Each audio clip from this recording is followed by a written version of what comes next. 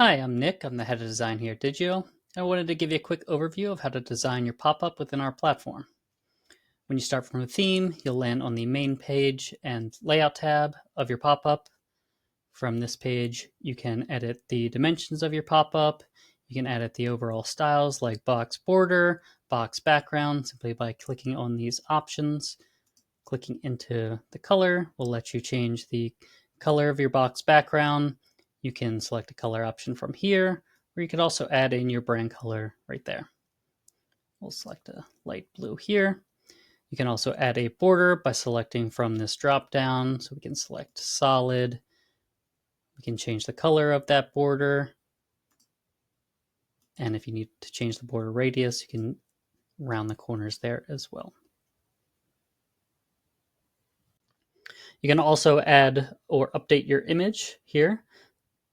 If you already have your image uploaded, you can select it from the drop-down, or you can add an image by clicking here, and this will allow you to upload your image.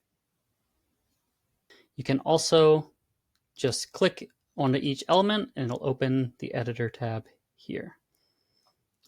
All elements are drag and drop. You can place them anywhere you want. You can also resize them very easily.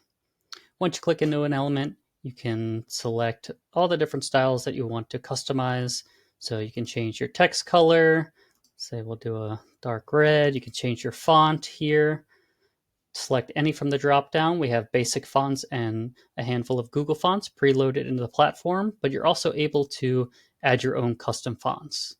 To do that, you'll need to come to this tab here, upload your font files, and then you'll go into the custom fonts to load them into the platform.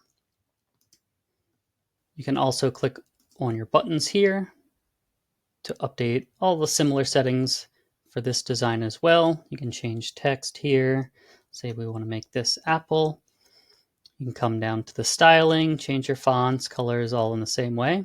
The unique thing about buttons is they have different states. So you can see here as I hover over, this will turn to white with black text versus the default being black with white text. From there, you can go into the drop-down, select hover, and you can edit all the specific hover settings that you like. Another feature we have in the platform to make designing a little easier is our duplicate features. So copy design settings from here or apply design settings to.